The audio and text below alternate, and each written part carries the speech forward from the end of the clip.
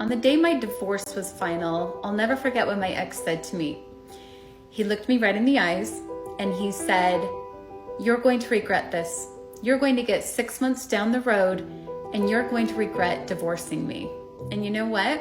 He's right. Well, he's half right. You are gonna regret divorcing him, but not 6 months down the line. I did have regrets, but probably not the kind of regrets he thought I would.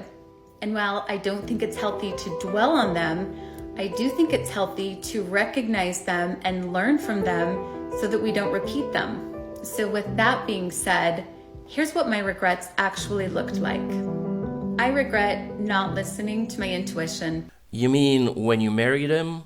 Yeah, I don't think you were listening to your intuition. You were probably listening to his wallet jingle.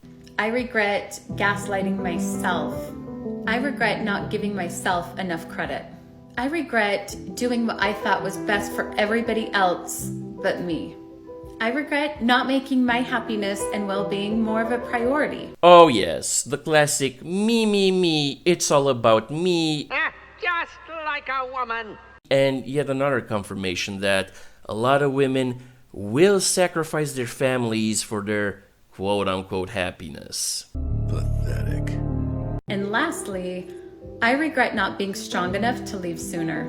And though making the decision to get divorced was the hardest decision I've ever had to make, and it took me a long time to get there, I've never once regretted it. So far. Yeah, because you just got divorced and you probably think you can enjoy the quote-unquote happiness that marriage has kept from you.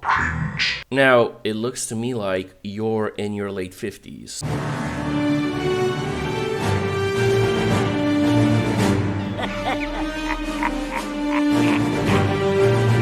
So, if you did have kids with your ex, most likely your kids are either in college or already have their own careers and families, meaning you probably don't get to see him as often.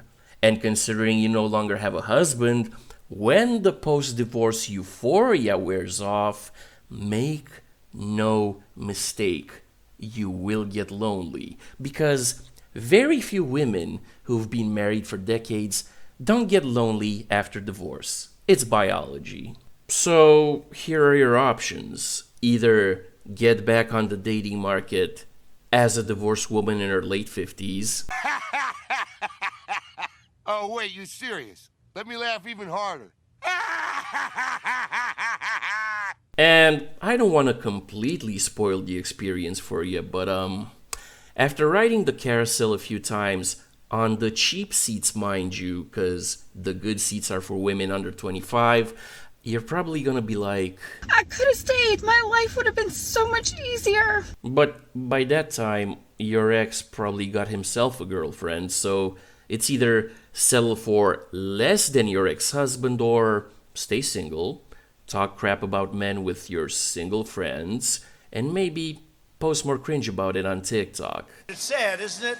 Now, I don't know which of these options is more cringe than the other, but they're definitely a lot worse than growing old with the father of your kids at your side. But hey, it was your marriage, your choice, and now your consequences too. Congratulations, you played yourself.